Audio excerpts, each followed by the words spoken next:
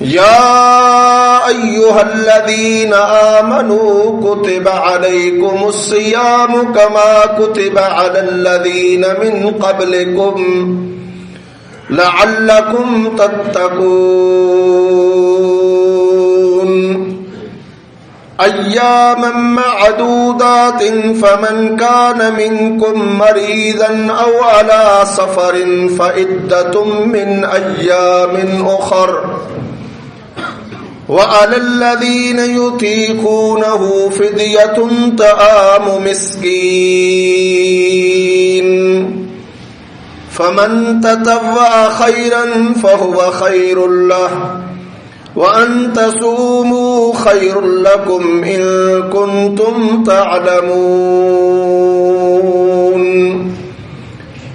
شهر رمضان الذي أنزل فيه القرآن هدى للناس وبينات من الهدى والفرقان فمن شهد منكم الشهر فليصمه ومن كان مريضا أو على سفر فعدة من أيام أخر يريد الله بكم اليسر ولا يريد بكم العسر ولتكملوا العدة ولتكبروا الله على ما هداكم ولعلكم تشكرون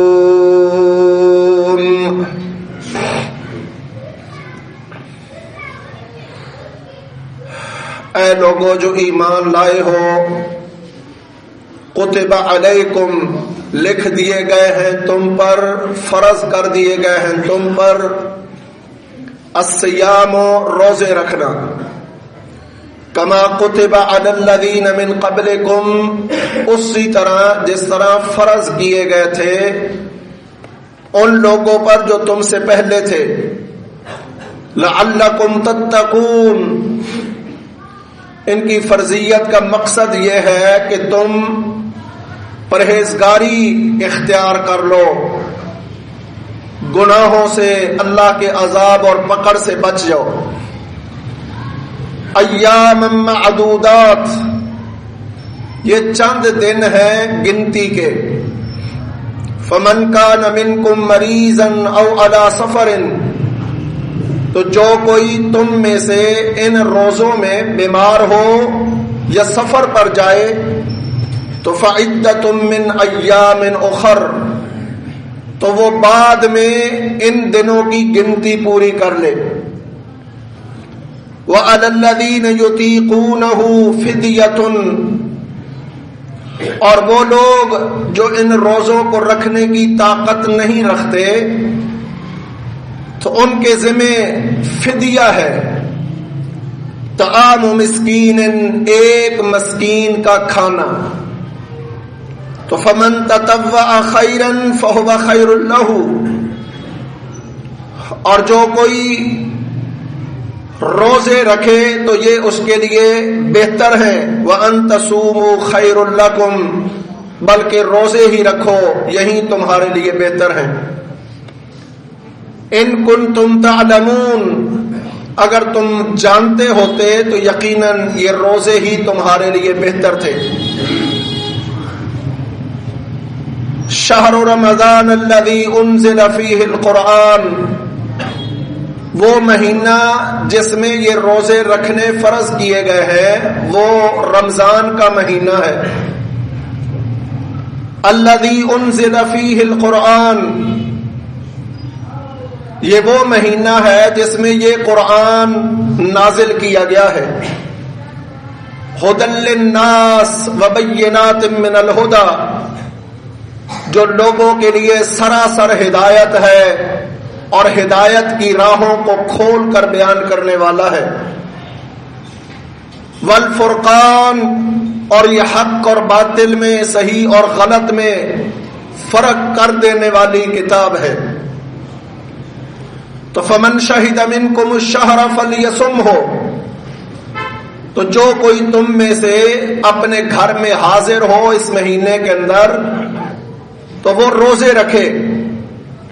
ومن کان مریضا او علی سفر، اور جو کوئی اس مہینے میں سفر پر جائے یا بیمار ہو جائے تو وہ بعد میں ان دنوں کی گنتی کو پورا کر لے. یرید اللہ بکم اليسر، اللہ تمہارے ساتھ آسانی چاہتا ہے. ولا یرید بکم العسر، اللہ تم پر تنگی نہیں کرنا چاہتا. وَلِتُكْمِلُوا الْعِدَّةَ، اور تاکہ تم اس مدت کو پورا کرو.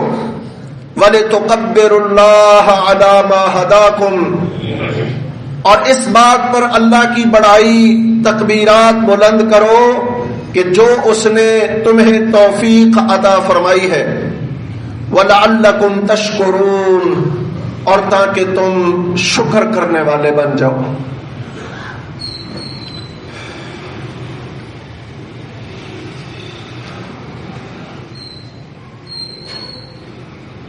ویسے تو ہم مجموعی طور پر من حیث القوم آج کھیل تماشوں کے عادی، جشن منانے کے عادی، بس روزانہ کوئی نہ کوئی دن ہونا چاہیے، اس کے اندر کھیل کود تماشا ہونا چاہیے. مجموعی طور پر ہماری اکثریت انہی چیزوں کی عادی ہو چکی ہے. پچھلے جمعے کو ہم نے بسنت منایا اور صرف ایک لاہور شہر کے اندر 16 ارب روپیہ اس قوم نے اڑا دیا جس کے بچے بھی مقروض پیدا ہو رہے ہیں. اور اب کل 14 فروری ہے اور 14 فروری کو ایک خالصتاً عیسائیوں کی رسم ہمارے معاشرے کے اندر نوجوان لڑکیاں لڑکے پوری آزادی کے ساتھ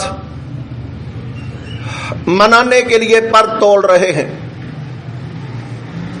یہ خالصتاً عیسائیوں کی رسم ہے. کہا جاتا ہے کہ 270 عیسوی میں روم کا ایک بادشاہ تھا، اس نے فوج بھرتی کرنے کا اعلان کیا. تو کوئی نوجوان فوج میں آنے کو تیار نہ ہوا. وجوہات دیکھی گئیں تو سب سے بڑی وجہ یہ تھی کہ کوئی شخص اپنے بیوی بچوں کو چھوڑ کر فوج میں جانے کے لیے تیار نہیں تھا. تو اس بادشاہ نے شادی کرنے پر نوجوانوں پہ پابندی لگا دی. اس دور میں ایک عیسائی پادری تھا، یہ خفیہ طور پر شادیاں کرواتا، لڑکیوں لڑکوں میں ملاقاتیں کرواتا.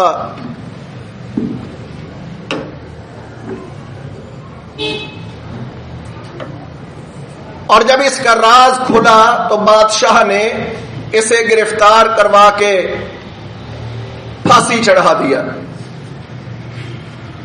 تو نوجوان لڑکے لڑکیاں جن کی عیاشی کا یہ سما مہیا کرتا تھا، انہوں نے اس کے نام پر ایک دن منانا شروع کیا کہ اس پادری کا نام ویلنٹائن تھا. اب ویلنٹائن جس دن پھانسی دیا گیا تھا وہ 14 فروری کا دن تھا. کچھ عرصہ یہ چیز دبی رہی اور اس بادشاہ کے جانے کے بعد آہستہ آہستہ باقاعدہ حکومتی سطح پر اس شخص کی محبت کے گن گائے جانے لگے. اور آج صورتحال یہ ہے کہ وہ معاشرہ جو اپنے ہی ایک پادری کا دن مناتا تھا، آج وہ اس دن سے قطعی طور پر بیزار ہوتے جا رہے ہیں، تنگ ہوتے جا رہے ہیں، کیونکہ ان کا معاشرتی نظام بگاڑ کا شکار ہو گیا ہے۔ اب وہ گند جس سے وہ جان چھڑوانے کے لیے تیار پر توڑ رہے ہیں، اس گند کو ہمارے معاشرے پر مسلط کر رہے ہیں، اور ہم آنکھیں بند کر کے ایک خالص عیسائی عقیدے اور نظریے کے اس دن کو منانے کے لیے نوجوان لڑکیاں ہوں یا نوجوان لڑکے تیار ہیں، جبکہ بھائیو اسلام شرم و حیا والا دین ہے۔ نبی کریم صلی اللہ علیہ وسلم نے فرمایا، ابن ماجہ اخلاقیات کے بیان میں یہ حدیث موجود ہے کہ لِكُلِّ دِينٍ خُلُقًا، ہر دین کے لیے ایک خصلت، خاص پہچان ہوتی ہے، اور دین اسلام کی خصلت اور پہچان مزاج الحیا، حیا ہے۔ اور صحابہ کہتے ہیں کہ اسلام میں سب سے پہلا جو حکم نازل ہوا تھا نا، سب سے پہلا حکم وہ یہ تھا کہ اذا الفات الحیاء فافعل ما شئت، جب بندے میں حیا شرم مٹ جائے پھر جو چاہے کرے۔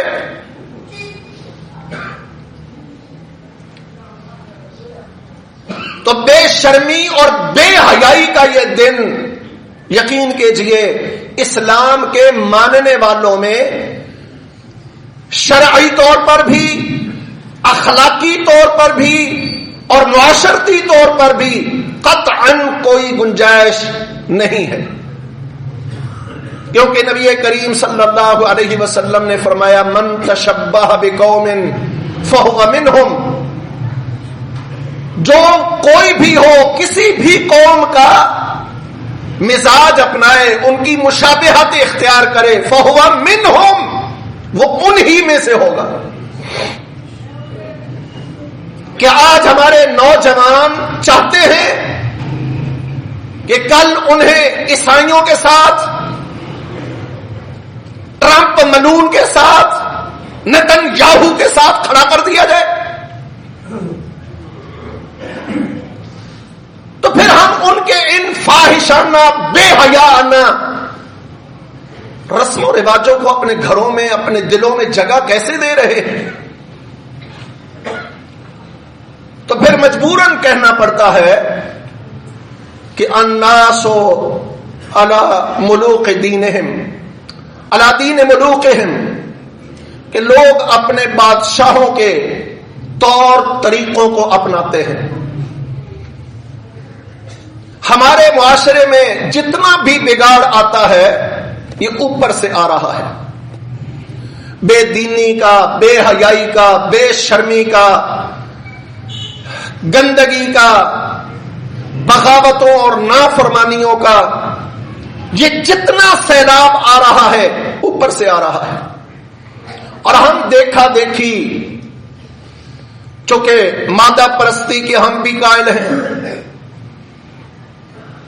کہ میں کم از کم دوسروں کے سامنے کہیں دقیانوس ثابت نہ ہو جاؤں، قدامت پسند ثابت نہ ہو جاؤں، لہذا دیکھ لیجئے، ہم ڈراموں میں دیکھتے ہیں، فلموں میں دیکھتے ہیں، ایک مصنوعی بناوٹی روب دبدبا ہیبت، تو ہم سمجھتے ہیں کہ شاید یہی ہے زندگی، پلے کچھ نہیں، گھر 2 ٹائم کی روٹی نہیں، لیکن لوگوں کے سامنے ایسے اکڑ کے پھرتا ہے جیسے پتہ نہیں کیا بلا ہے۔ تو اگر دوسرے الفاظ میں دیکھا جائے تو یہ ہمارے اندر وہ احساس کمتری ہے جس نے یقین کیجئے ہمارے معاشرتی نظام کو بگاڑ کے رکھ دیا ہے۔ خصوصاً عورتیں ہماری اس چیز کا جلدی شکار ہو جاتی ہیں، فلاں کو یہ دے رہا تھا مجھے بھی ملنا چاہیے۔ جب آپس میں بیٹھتی ہیں تو وہی کہانیاں جو ڈراموں میں دیکھی سنی ہوتی ہیں انہی کو آپس میں ایک دوسرے کے سامنے بیان کرتی ہیں۔ نتائج کہاں تک جاتے ہیں؟ گھروں کے بگاڑ تک، لڑائیوں جھگڑوں تک، اولاد کی بربادی اور تباہی تک، نکاح کے ٹوٹنے تک، خلو یا طلاقوں تک۔ اور پھر جس معاشرے کے اندر ویسے ہی عورتیں بن بیائی بیٹھی عمریں گزار رہی ہیں، ان میں طلاق یافتہ کو لیتا ہی کون ہے؟ ویسے بھی ہمارے معاشرے کے اندر عموماً اگر طلاق ہو جائے تو جرم قصور لڑکی کا ہی تصور کیا جاتا ہے۔ تو اب اس لڑکی سے شادی کون کرے گا؟ اور اگر یہ بغیر شادی کے رہے گی تو کن کن جرائم کا ارتکاب کرے گی، ہم تصور نہیں کر سکتے۔ تو بھائیو، خدا را ہمیں اس بات پہ توجہ دینی چاہیے، ورنہ رسول اللہ صلی اللہ علیہ وسلم نے فرمایا 3 لوگوں پر اللہ نے جنت حرام کر دی ہے۔ 3 قسم کے لوگوں پر جنت حرام ہے۔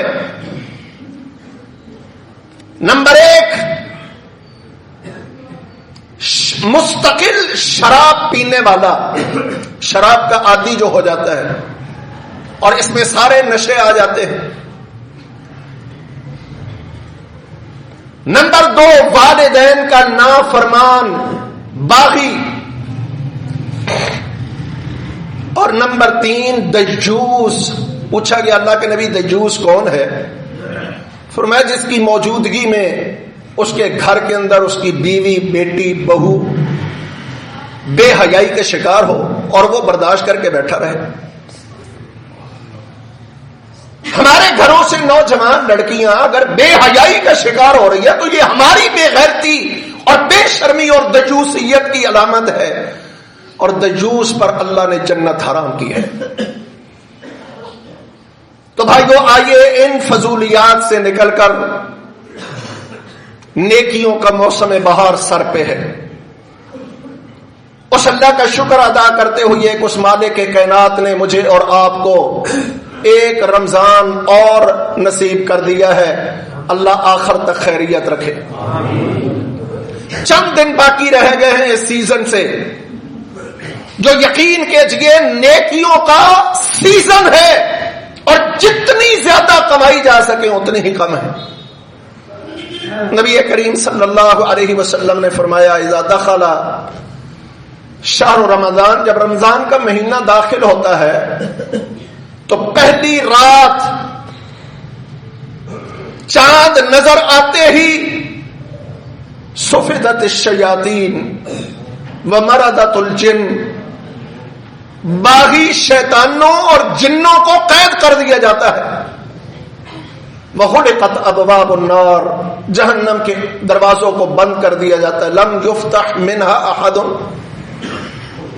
ان دروازوں میں سے کوئی ایک بھی باقی کھلا نہیں رہتا۔ وَفُتِحَتْ أَبْوَابُ الْجَنَّةِ، اور جنت کے سارے دروازوں کو کھول دیا جاتا ہے۔ وَلَمْ يُخْلَقْ مِنْهَا أَحَدٌ، اور ان دروازوں میں سے کوئی ایک بھی دروازہ بند نہیں رہتا۔ اور ایک اعلان کرنے والا اعلان کرتا ہے یا باغی الخیر اقبل، اے نیکیوں کے حریص اور لالچی آگے بڑھ، اس حرص کو اور دل میں بٹھا کر نیکیاں کما لے، نیکیاں کما لے۔ وَيَا بَاغِيَ الشَّرِّ اقصر، اے گناہوں کے عادی اب تو شرم کر لے، اب حیا کر لے، باز آ جا، رک جا۔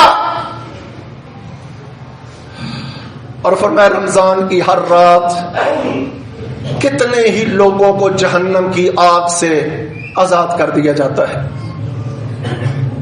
تو بھائیو، رمضان کی منصوبہ بندی شروع کیجئے کہ میں نے رمضان میں کیا کرنا ہے۔ آپ نے دیکھا ہے نا، ایک دن آپ باہر گئے، شہر کی طرف ہی چلے گئے، بغیر منصوبے کے، بغیر نظام الاوقات کے، بغیر شیڈول کے، تو شام اگر آپ اپنا محاسبہ کریں تو آپ کو نظر آئے گا سارا دن میں نے کیا کیا ہے۔ ویلا گھوم گھوم کے آ گیا ہوں، لیکن اگر آپ ایک باقاعدہ شیڈول تیار کریں، نظام الاوقات بنائیں، میں نے یہ کام کرنے ہیں، پہلے وہاں جاؤں گا، پھر وہاں جاؤں گا، پھر وہاں جاؤں گا، تو شام کو یقین کیجئے آپ کا دل مطمئن ہوگا کہ آج دن ضائع نہیں گیا، اللہ کے فضل سے میں نے اتنے کام کر لیے ہیں۔ تو یہ نیکیوں کا موسم بہار سیزن آ رہا ہے، اس کے لیے بھی ہمیں نظام الاوقات ترتیب دینے کی ضرورت ہے۔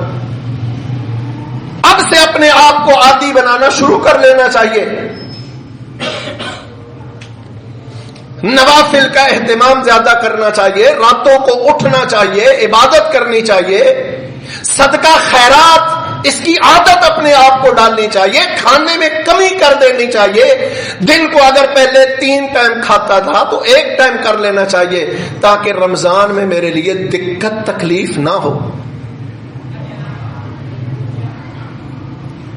تو بھائیو، رمضان کی تیاری، قرآن مجید کی تلاوت کا آغاز کر دینا چاہیے، باقاعدہ ترتیب دے کر کہ میں نے اس رمضان میں اتنی دفعہ قرآن مجید کی تکمیل کرنی ہے، اور وہ کیسے ہوگی کہ میں نے روزانہ 2 پارے 3 پارے 4 پارے پڑھنے ہیں۔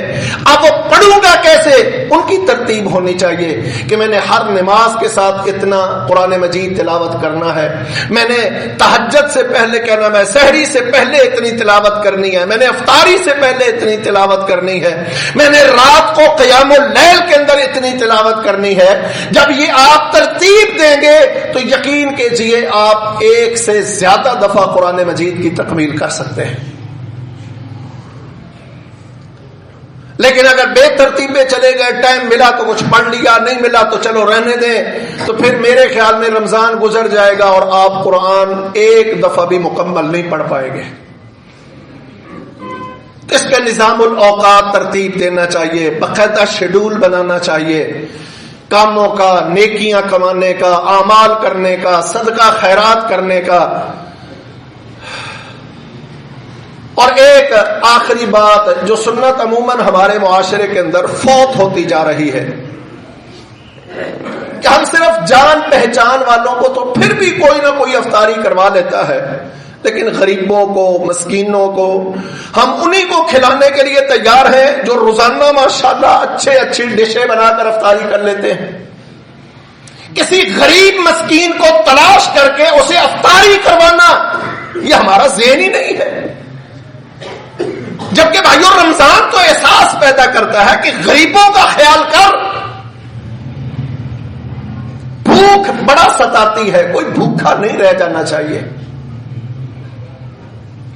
تو اس کے لیے ہمیں توجہ دینی چاہیے۔ الحمدللہ جماعت کی طرف سے، مسجد کی طرف سے اس سال سحریوں افطاریوں کا یہاں پر انتظام کیا جا رہا ہے۔ یہاں باہر ہی انشاءاللہ کچن لگے گا، سحری تیار ہوگی۔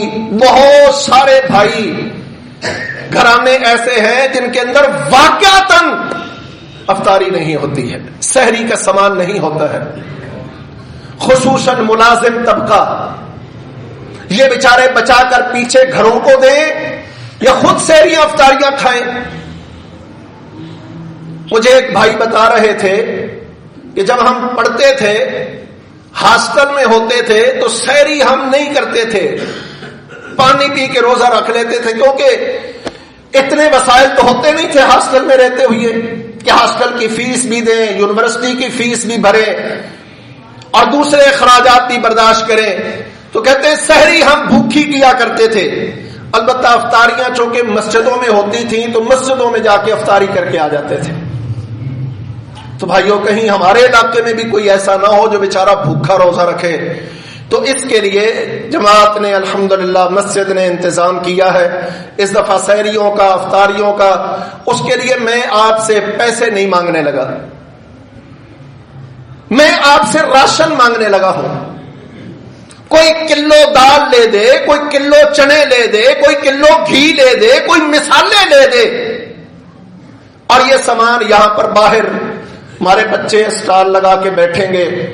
بھائیو رمضان سے پہلے ہمیں پورے رمضان کے اخراجات جمع کر لینے چاہیے، تاکہ کسی دن بھی پکانے والوں کو پریشانی کا سامنا نہ کرنا پڑے. اور یہ میرے خیال میں مشکل نہیں ہے. ضروری نہیں ہے کہ ایک بندے نے کلو چنے ہی لے کر آنے ہیں. بھئی وہ کلو چینی دے دے, وہ کلو دالیں لے کے دے دے, وہ کلو چاول لے کے دے دے. تو کوئی ایسی چیز جو آپ سمجھتے ہیں کہ ضرورت میں استعمال ہو سکتی ہے وہ آپ دیں. انشاءاللہ آپ کی طرف سے ایک لقمہ کسی ایک روزے دار کی افطاری کے لیے بھی بن گیا تو انشاءاللہ جتنا اس روزہ رکھنے والے کا اجر و ثواب اتنا ہی صرف ایک لقمے کے بدلے میں اللہ سبحانہ و تعالیٰ آپ کو عطا کر دے گا. اللہ ہمیں سمجھ اور عمل کی توفیق بخشے. اقول قولی ھذا واستغفر اللہ لی ولکم.